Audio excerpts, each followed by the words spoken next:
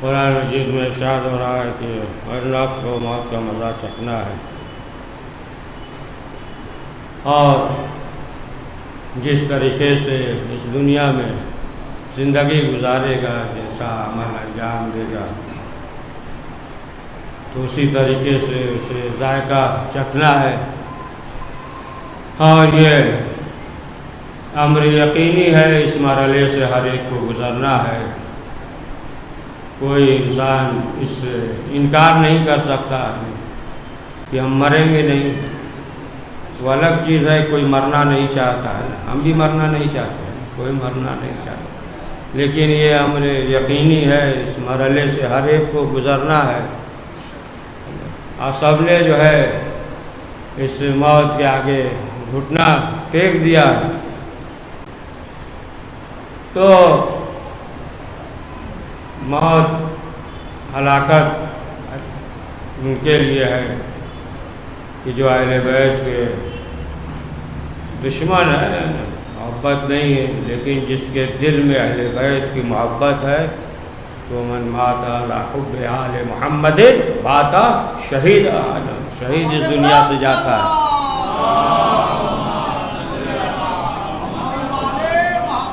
تو یہ بہت بڑی نعمت ہے، ولایت جو ہے بہت بڑی نعمت ہے، بہت بڑی جو ہے یہ دولت ہے۔ یہ تو ایک صلوات پڑھ دیجیے آج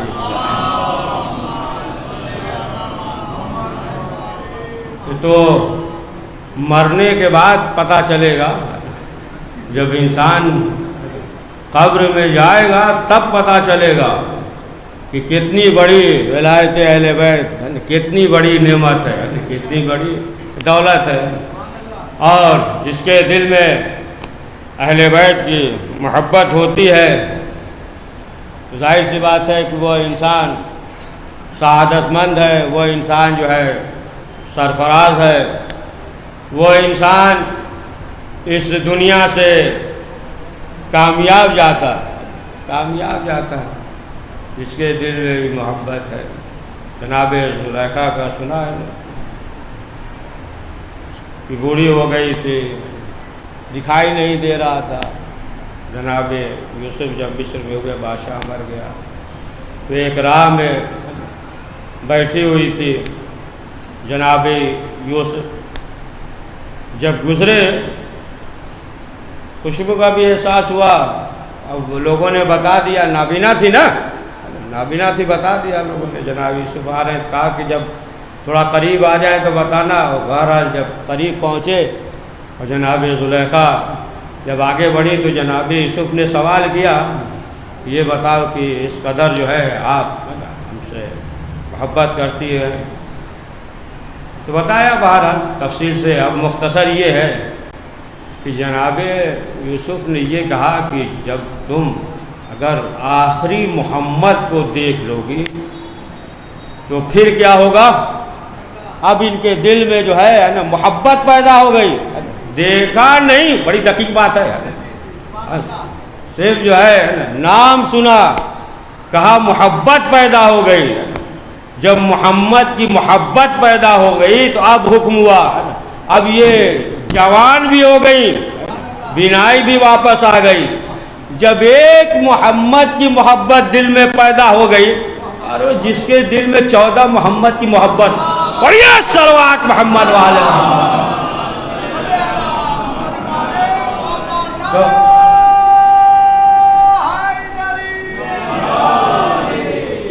تو جس کے دل میں ولایت ہے، محبت ہے، وہ انسان سعادت مند اس دنیا سے جاتا ہے۔ اور ظاہر سی بات ہے کہ جب محبت ہوتی ہے، مزاجی آپ دنیا میں دیکھ لیجئے، جو ہے دیکھ لیجئے، اگر محبت ہے تو انسان کیا ہے، پوری رات جاگ کے گزار دیتا ہے، سوچتا ہے کہ ہم مصیبت برداشت کر لیں، جسے محبوب رکھتا ہے نا، نہیں چاہتا کہ وہ مصیبت برداشت کرے، ہے نا، خود چاہتا ہے کہ پیدل چلے، لیکن اسے سواری سمجھ گئے سلوات پڑھی ہے،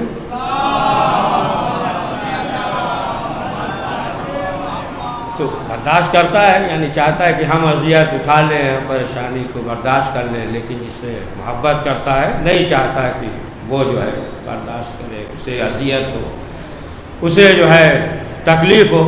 تو جو اہل بیت معصومین علیہ السلام نے فرمایا اس طریقے سے زندگی انسان دنیا میں گزارتا ہے، اہل بیت سے محبت رکھتا ہے، محبت رکھتا ہے، اور ظاہر سی بات ہے کہ یہ دنیا جو ہے یہ منزل امتحان ہے، جو مومن ہوگا پروردگار اس کا امتحان لیتا ہے، ہر طریقے سے امتحان ہوگا، دولت کے ذریعے ہو، جسم کے ذریعے ہو، اولاد کے ذریعے ہو، اس کا امتحان ہوتا ہے۔ جو اللہ والا ہوتا ہے اسی کا امتحان ہوتا ہے، جو اللہ والا نہیں ہے نا اس کا امتحان نہیں ہوتا ہے۔ تو جو بھی اللہ والا ہوگا اس کا امتحان ہوتا ہے۔ تو انسان دیکھیے کیا ہے، ہم اور آپ سوچتے ہیں کہ بیمار ہو گئے تو کیا سوچتے ہیں اللہ امتحان لے رہا ہے، ہوتا ہے نا، کسی اور پریشانی میں مبتلا ہو گئے تو انسان کہتا ہے اللہ ہمارا امتحان لے رہا ہے۔ دولت نہیں ہے، غربت ہے، انسان کہتا ہے اللہ ہمارا امتحان لے رہا ہے۔ اولاد نہیں ہے تو کہتا ہے امتحان لے رہا ہے، نالائق اولاد ہے تو کہتا ہے کہ اللہ امتحان لے رہا ہے۔ تو دیکھیں امتحان جو ہے اللہ لیتا ہے ان تمام ذرائع سے، امتحان ہوتا ہے، امتحان بھی ہوتا ہے، اور یہ ہے کہ آزمائش بھی ہوتی ہے، آزمائش امتحان ہوتا ہے، اور گناہوں کا کفارہ بھی ہوتا ہے نا، معصومین علیہ السلام نے فرمایا نا کہ گناہوں کا کفارہ بھی ہوتا ہے اور آزمائش بھی ہے، امتحان بھی ہے۔ تو یہ تو انسان سوچتا ہے کہ جو بھی پریشانی آتی ہے تو یہ کہتا ہے اللہ ہمارا امتحان لے رہا ہے، لیکن اللہ جو ہے نعمت دے کر بھی امتحان لیتا ہے۔ نہیں متوجہ ہوئے؟ مولا کائنات حضرت علی ابن ابی طالب علیہ السلام نے فرمایا کہ اللہ جو ہے نعمت دے کر امتحان لیتا ہے نا، ایسا تو نہیں ہے کہ مثلا جو ہے اب نعمت مل گیا تو اب جو ہے اس کا مزاج ہی نہیں مل رہا ہے، تو نعمت دے کر امتحان لیتا ہے۔ اور اللہ جو ہے گناہوں کو چھپا کر امتحان لیتا ہے، سمجھے آپ؟ یہ نہ انسان سوچے کہ ہم نے گناہ کیا ہے کسی کو معلوم نہیں ہے لہذا جو ہے اب ہم گناہ کرتے جائیں، یعنی گناہوں کو چھپا کر پروردگار جو ہے گناہوں کو چھپاتا ہے، انسان جو ہے جری نہ ہو جائے کہ ہم نے گناہ کیا، معلوم ہوا کہ کسی کو معلوم نہیں ہے اب گناہ کرتے جائیں، چھپا کر جو ہے اللہ امتحان لیتا ہے۔ اسی طریقے سے مشہور کر کے بھی امتحان لیتا ہے کہ اب یہ نہ سوچنا ہے نا کہ اب تو ہم مشہور ہو گئے، ایسا نہ ہو کہ تمہارے اندر جو ہے غرور پیدا ہو جائے، انانیت پیدا ہو جائے، یعنی اب مشہور ہو گئے اس کے ذریعے اللہ امتحان لیتا ہے، امتحان برقرار رہے، ایسا نہ ہو کہ انسان کے اندر خود پسندی پیدا ہو جائے نا، انانیت پیدا ہو جائے۔ اب ہر منزل پہ جو قدم بڑھائے گا تو وہ سوچ کر بڑھائے گا، اور اللہ مولا کائنات نے فرمایا اللہ جو ہے مہلت دے کر امتحان لیتا ہے، مہلت دیتا ہے، لہذا ایسا نہ ہو کہ اب تم جری ہو جاؤ، مہلت دیتا ہے، چھوٹ دیتا ہے کہ ابھی مہلت ہے، ابھی مہلت ہے، اب سدھر جاؤ، اب توبہ کر لو، اب جو ہے اگر جو ہے تم نے جو واجبات کو چھوڑ رکھا ہے ادا کرو، ہے نا، جو مستحبات کو چھوڑ رہے ہو ہے نا ادا کرو، جو نیک اعمال کو چھوڑ رہے ہو ہے تم ادا کرو۔ اللہ جو ہے یہ تمام چیزیں جو ابھی 4 ذکر کیا نا، 4 یا 5 4 کیے، صلوات پڑھیے، تو اللہ جو ہے یہ چیزیں دے کر امتحان لیتا ہے۔ اور سب سے زیادہ سخت امتحان کیا ہوتا ہے؟ مولا کائنات حضرت علی ابن ابی طالب علیہ السلام نے فرمایا کہ سب سے زیادہ جو سخت امتحان یعنی بڑا امتحان ہوتا ہے وہ اس شخص کے لیے ہے. بہت دقیق بات ہے کہ کمانے والا ایک ہو اور کھانے والے بہت ہو، تو پھر جو ہے یہ بہت بڑا امتحان ہوتا ہے انسان کا. ایک کما رہا، کھانے والے بہت ہیں. اور پھر مولا نے فرمایا کہ بڑا امتحان یہ ہے کہ بیماری پہ بیماری آئے، یعنی ایک مرض میں مبتلا ہے، معلوم ہوا کہ پھر جو ہے دوسرے مرض میں مبتلا ہو گئے. ابھی بیماری سے جو ہے نا صحت مند نہیں ہوئے تھے، صحیح سے کھڑے بھی نہیں ہو پائے تھے، پھر دوسری بیماری، پھر جو ہے تیسری بیماری.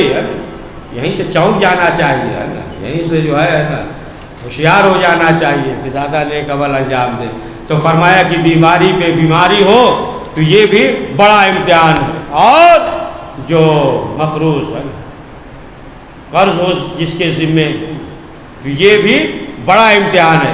تو اللہ جو ہے اسی حیثیت کے مطابق امتحان لیتا ہے، یعنی جتنا برداشت کر سکے. ایسا نہیں ہے کہ پروردگار جو ہے زیادہ امتحان نہیں، جتنا برداشت کر سکتا ہے انسان، پروردگار جو ہے اتنا ہی امتحان لیتا ہے. اب منزل امتحان میں ہو انسان اور صبر کرے تو پھر وہی انسان جو ہے کامیاب ہوتا ہے. یعنی ہر موقع پہ انسان کو چاہیے کہ اللہ کا شکر بجا لائے. کوئی بھی مسئلہ اور نعمت ملے، دولت ملے تو کچھ نہیں تو الحمدللہ کہے. چھٹے امام نے فرمایا کہ یہی اگر کہہ دیا تو یہ شکر ہے. اور ہر نعمت پہ شکر بجا لائے، شکر بجا لائے کہ پروردگار کا شکر ہے کہ پروردگار نے ہمیں نعمت دی ہے.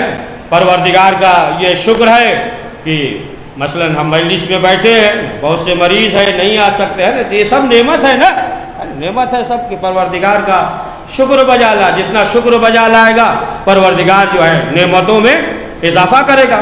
پروردگار نے جناب موسیٰ سے کہا کہ اے موسیٰ تھوڑا شکر میں اور اضافہ کرو، اور زیادہ شکر کرو.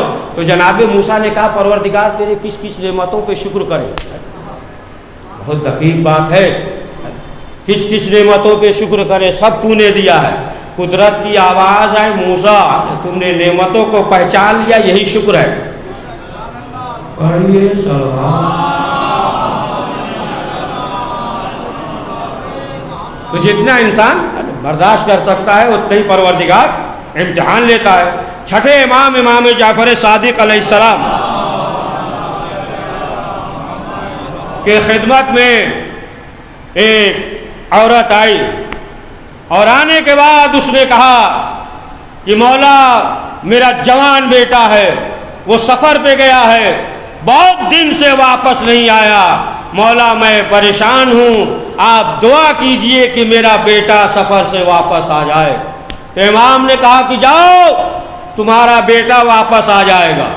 گھر پہ گئی، پھر جو ہے چند روز کے بعد پھر امام کی خدمت میں حاضر ہوئی اور کہا کہ مولا ابھی تک ہمارا بیٹا واپس نہیں آیا، آپ دعا کیجئے کہ ہمارا بیٹا گھر پہ واپس آ جائے، سفر پہ گیا ہے. امام نے کہا کہ جاؤ تمہارا بیٹا جلد واپس آ جائے گا. چند روز کے بعد پھر وہ ضعیفہ آئی امام کی خدمت میں، کہا مولا ابھی تک میرا بیٹا واپس نہیں آیا، دعا کیجئے کہ میرا بیٹا واپس آ جائے. امام نے کہا گھر پہ جاؤ، چند روز میں تمہارا بیٹا واپس آ جائے گا. پھر چند روز کے بعد اب جو آئی تو امام کے دروازے پہ گر گئی اور رونے لگی. کہا مولا اب اگر میرا بیٹا نہیں آیا تو ہم برداشت نہیں کر پائیں گے، اب جو ہے ہم یہیں مر جائیں گے. سنیے بہت دقیق واقعہ. کہا کہ اب جو ہے ہم مر جائیں گے، اب برداشت نہیں کر پائیں گے. امام نے کہا گھر پہ جاؤ تمہارا بیٹا موجود ہے. تمہارا بیٹا جو ہے گھر پہ واپس آ گیا. اب جو یہ ضعیفہ گھر پہ گئی تو کیا دیکھتی ہے کہ اس کا جوان بیٹا گھر پہ ہے. اب اس کے بعد جو ہے تھوڑی دیر کے بعد پھر چھٹے امام کی خدمت میں حاضر ہوئی اور حاضر ہونے کے بعد اس نے کہا کہ مولا آپ نے جو بتایا کیسے بتایا ہے؟ وحی آئی؟ کہا نہیں وحی نہیں ہے، الہام ہوتا ہے، غیب سے تمام چیزیں ہیں۔ لیکن امام نے کہا کہ دیکھو جب تم اس مرتبہ یعنی آخری مرتبہ جب آئی اور تم نے یہ کہا کہ اگر اب میرا بیٹا واپس نہیں آیا تو ہم مر جائیں گے، تو امام نے کہا کہ اب تم جو ہے برداشت نہیں کر سکتی، لہٰذا پروردگار جو ہے اتنا ہی امتحان لیتا ہے جتنا انسان برداشت کر سکے۔ صلوات پڑھیے محمد وآل محمد پہ۔ تو یہ دنیا یہ منزل امتحان ہے کہ انسان جو ہے اس دنیا سے جو فانی دنیا ہے کہ انسان کو یہاں پہ ہمیشہ نہیں رہنا ہے۔ ہر ایک کو معلوم ہے کہ یہ انسان جو ہے اٹھتے بیٹھتے سوتے جاگتے موت کے منہ میں ہے، لہٰذا جو ہے ہر وقت انسان کو یہ چاہیے کہ پروردگار کی بارگاہ میں توبہ کرتا رہے۔ معلوم نہیں کہ پروردگار جو ہے کس وقت کس لمحے جو ہے چند لمحے میں انسان جو ہے وہ بدل جائے، پروردگار اس کے گناہوں کو معاف کر دے۔ اسی لیے یہ ہے کہ ایسا نہ ہو کہ انسان یہ سوچے کہ یہ بہت بڑا گنہگار ہے۔ امام معصومین سے بھی ہے جو سوال کیا تھا کہ مولا ایک شخص ہے اگر دیکھ رہا ہے کہ یہ گناہ کر رہا ہے گناہ کر رہا ہے اور پھر یہ سوچے کہ ہم جو ہے اس سے بہت بہتر ہیں، بہتر سمجھے اس لیے کہ وہ گنہگار ہے، تو امام نے یہی فرمایا تھا کہ ہو سکتا ہے ایسا ہو کہ یہ جو ہے کوئی ایسا عمل انجام دے دے کہ پروردگار اس کے گناہوں کو معاف کر دے اور تم ابھی یہی سوچتے رہ جاؤ کہ ہم بہت بڑے ہیں، گنہگار نہیں ہیں، اور یہ جو ہے گنہگار ہے تو معلوم نہیں چند لمحے میں کیا ہو جائے۔ جناب موسیٰ علیہ السلام کے زمانے میں دیکھیں اللہ جو ہے وہ ہر ایک کی عیب کو چھپاتا ہے، ستار الغیوب ہے، عیب کو چھپاتا ہے، لیکن اب مسئلہ کہ جناب موسیٰ علیہ السلام نے پروردگار سے سوال کیا کہ پروردگار یہ بتا دے کہ اس دنیا میں اس وقت جو ہے سب سے برا انسان کون ہے، گنہگار برا انسان کون ہے؟ تو قدرت کی بہرحال آواز آ گئی فلاں جگہ جاؤ، فلاں نام ہے، فلاں محلے میں ہے، اس کے باپ کا نام یہ ہے، اس کا نام یہ ہے، بتایا کہ یہ بہت بڑا گنہگار ہے، بہت برا انسان ہے۔ اس وقت جناب موسیٰ گئے اس کے پاس اور جانے کے بعد بتا دیا نا، نام باپ کا نام سب معلوم ہو گیا، گئے اور جانے کے بعد جو ہے اس شخص کو دیکھا، ملے، پھر واپس آ گئے، تھکے نہیں نا ہے، صلوات پڑھیے۔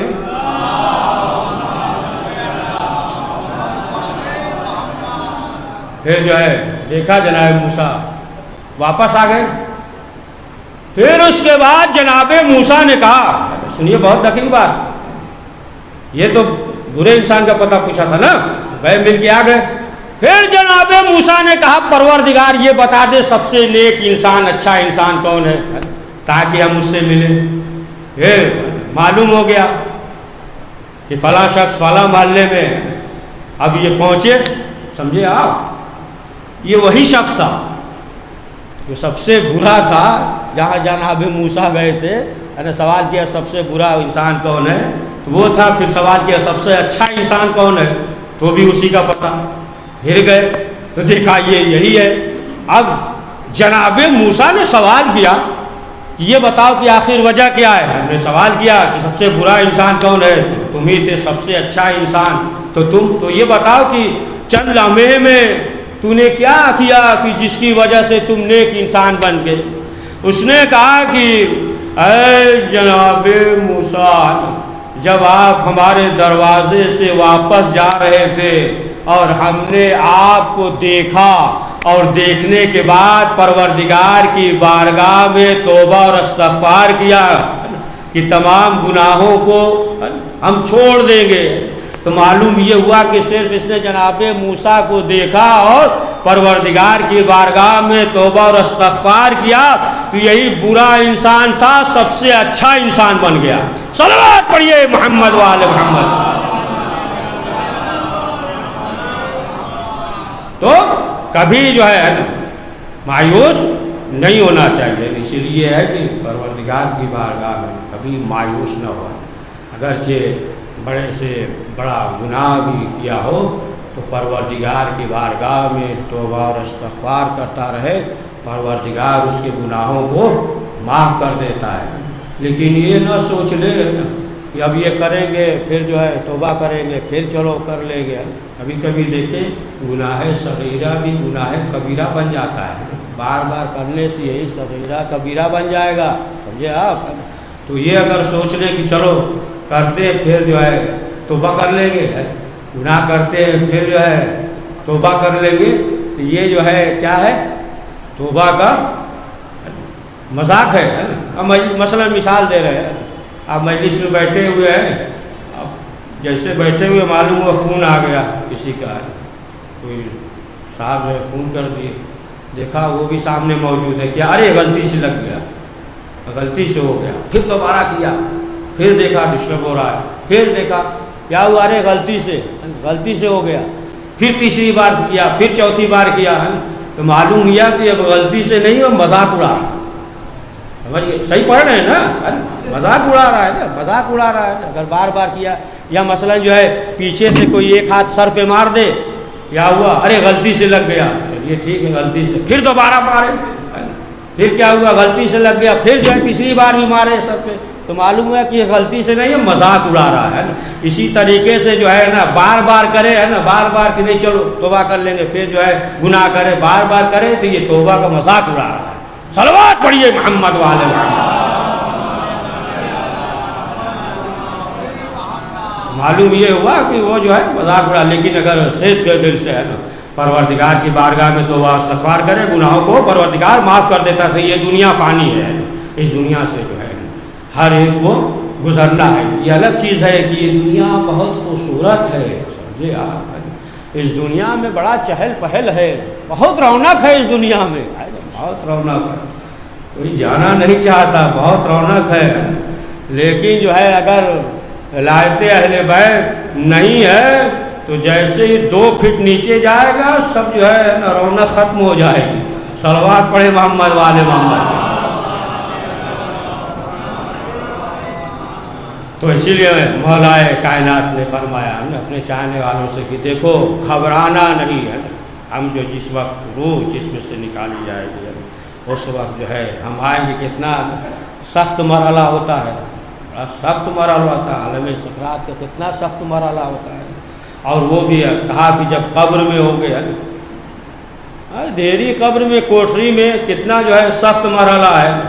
کسی انسان کو اگر جو ہے بیابان میں صحرا میں رات میں چھوڑ دیا جائے تو اب دیکھیے تنہائی میں اگر ہو تو آپ دیکھیے پھر کیا حالات ہوتے ہیں۔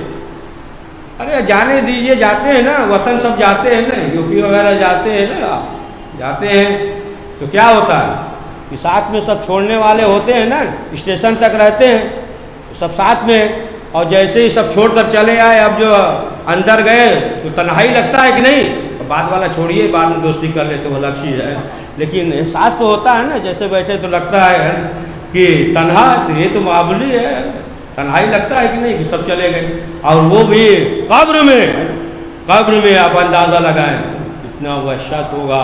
تو مولا کائنات نے فرمایا کہ دیکھو گھبرانا نہیں، ہم جو ہے قبر میں آئیں گے، اور جب نامہ اعمال میزان پہ تولا جائے گا تو امام نے فرمایا کہ اس وقت جو ہے ہم آئیں گے۔ دیکھیں ظاہر سی بات ہے کہ یہ تمام منزل امتحان ہے، آپ دیکھ لیں کہ ایگزام وغیرہ ہوتا ہے، دیتے ہیں نا ایگزام وغیرہ، بعض جو ہے ٹیچر ایسے ہوتے ہیں بڑا سخت ہوتے ہیں، باریک سے باریک چیز دیکھتے ہیں، بعض ایسے ہوتے ہیں دل کھول کے نمبر دیتے ہیں، ہے نا، بعض جو ہے دل کھول کے نمبر دیتے ہیں۔ اسی طریقے سے ہے نا وہاں پہ جو ہے عدل ہوگا، انصاف ہوگا، تو جو بھی ہے اہل بیت کا چاہنے والا ہوگا تو اس کے لیے سہولت ہوگی۔ اور جب پل صراط سے جب گزرے گا تو مولا کائنات نے فرمایا کہ میرے چاہنے والوں گھبرانا نہیں ہے۔ خود جو ہے پیغمبر اکرم حضرت محمد مصطفیٰ صلی اللہ علیہ وسلم نے فرمایا کہ جب روز محشر گزریں گے تو کیا ہوگا؟ پیغمبر اکرم ہوں گے، اہل بیت ہوں گے، مولا کائنات حضرت علی ابن ابی طالب علیہ السلام ہوں گے، اور آگے آگے اور باقی جو ہے ارد گرد اہل بیت کے چاہنے والے شیعہ ہوں گے، ارد گرد اہل بیت کے چاہنے والے، اور آگے مولا کائنات ہوں گے۔ اور رسول اسلام نے فرمایا، اصحاب سے فرمایا کہ دیکھو سب سے پہلے جنت میں علی جائیں گے۔ سنیے، بہت دقیق بات ہے، کہا سب سے پہلے علی جائیں گے۔ تو لوگوں نے کہا کہ اے اللہ کے رسول سب سے پہلے علی جائیں گے؟ کہا ہاں۔ کہا آپ سے بھی پہلے؟ کہا کہ ہم سے بھی پہلے علی جائیں گے۔ کہا کہ دیکھو علی جو ہے وہ علمدار ہے، اور علمدار جو ہے وہ آگے ہوتا ہے۔ صلوات پڑھیے۔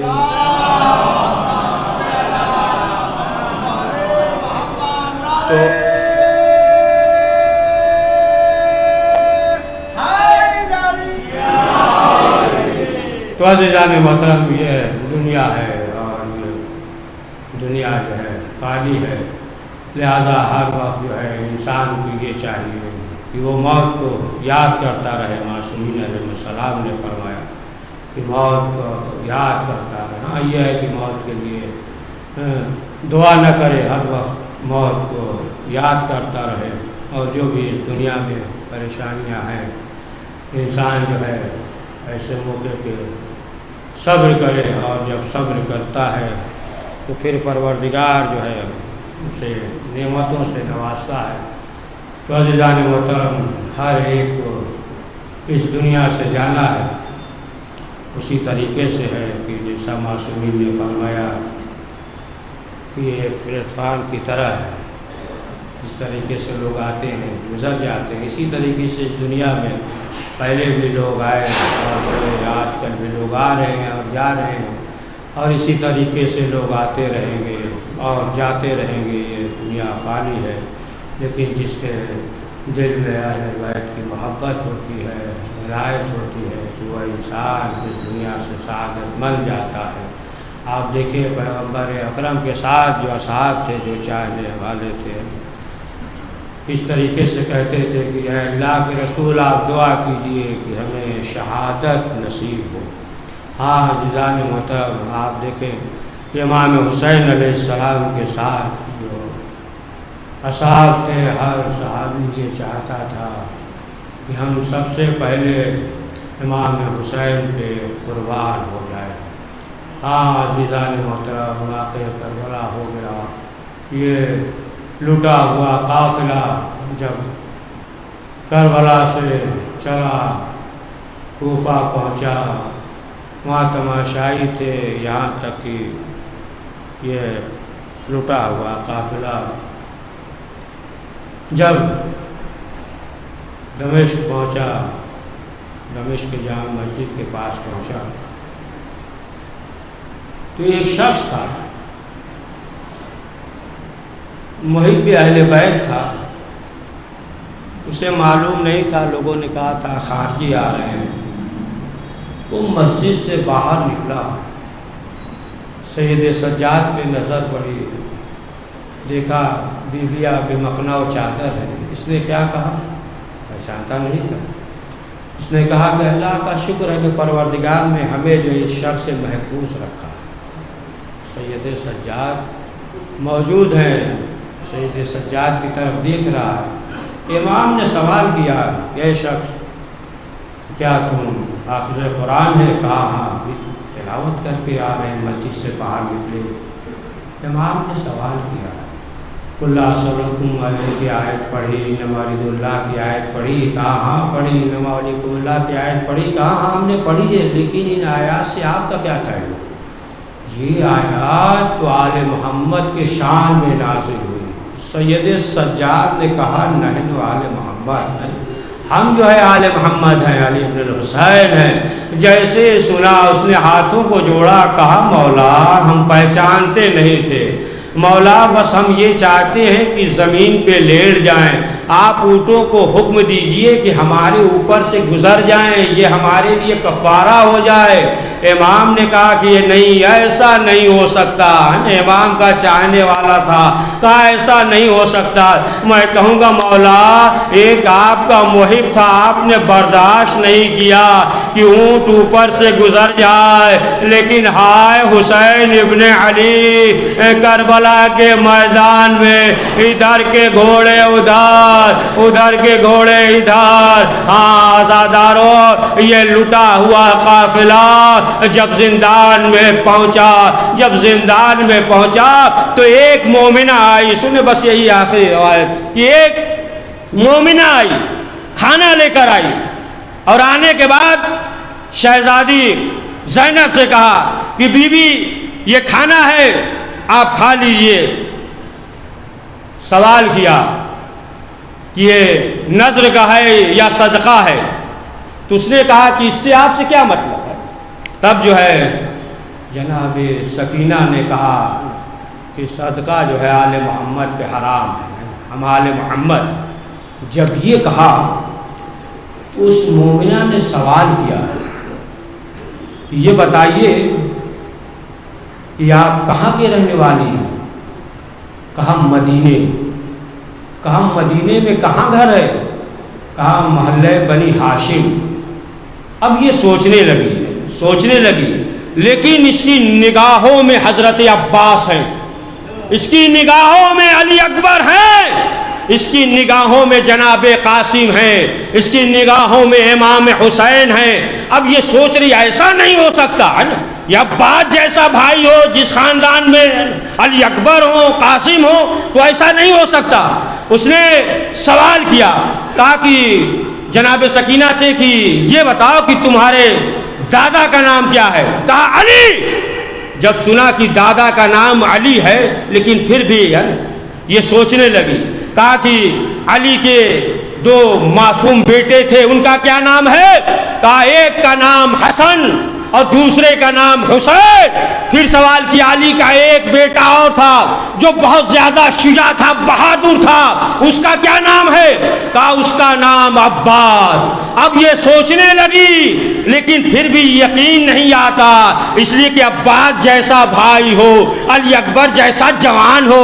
پھر اس کے بعد اس نے سوال کیا، کہا کہ یہ بتاؤ کہ حسین کی دو بہنیں بھی تھیں، علی کی بیٹیاں بھی تھیں، بڑی بیٹی کا کیا نام ہے؟ کہا زینب۔ کہا چھوٹی بیٹی کا کیا نام ہے؟ کہا ام کلثوم۔ اب یہ سوچنے لگی، اب اس کے بعد جو ہے بس آخری فکرہ، اس کے بعد جو ہے اس نے سوال کیا، کہا کہ یہ بتاؤ کہ حسین کے کتنے بیٹے ہیں؟ کہا ایک بیٹے کا نام سید سجاد ہے، ایک بیٹے کا نام علی اکبر ہے۔ پھر سوال کیا کہ حسین کا ایک اور چھوٹا بیٹا بھی تھا، یہ بتاؤ اس کا نام کیا ہے؟ کہا اس کا نام میرے بابا نے علی اصغر رکھا ہے۔ اس کے بعد سوال کیا اچھا یہ بتاؤ کہ حسین کی بیٹیاں کتنی ہیں؟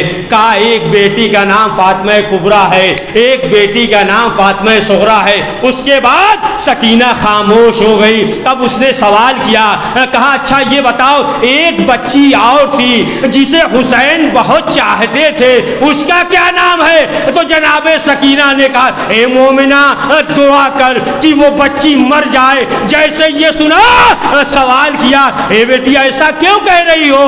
کہا کہ جس کے بارے میں آپ سوال کر رہی ہیں وہ سکینہ میں ہوں۔ اب اس کی نگاہ پڑی دامن جلے ہوئے، اس نے کہا کہ کیا عباس نے وفا نہیں کیا؟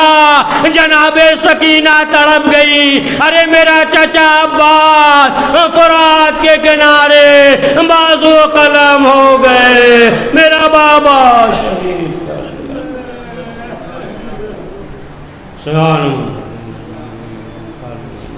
پروردگار اس مختصر سے اعمال کو قبول فرما، کریم جو پریشان حال ان کی پریشانیوں کو دور فرما، پروردگار مرحوما کی مغفرت فرما، جلال علین عنایت فرما، پروردگار مرحوما کے خانوادے کو صبر جمیل عنایت فرما، پروردگار جو مریض ہیں یہاں کہیں بھی ہے پروردگار انہیں شفا عاجل عنایت فرما، پروردگار ہم سب کو عرضی و سمائی بلاؤں سے محفوظ فرما، پروردگار جنت البقیع کے تعمیر اسباب مہیا فرما، پروردگار وقت امام زمانہ علیہ السلام کے ظہور میں تعجیل فرما، ہمیں ان کے آوان انصار میں شمار فرما، ربنا تقبل منا انک انت السمیع العلیم۔ حضرات ایک بار سبحان 3 بار اخلاص پڑھ کر مرحومہ نشاط فاطمہ بنت شوکت علی زیدی کے روح کو ایصال فرما دے۔ بسم اللہ۔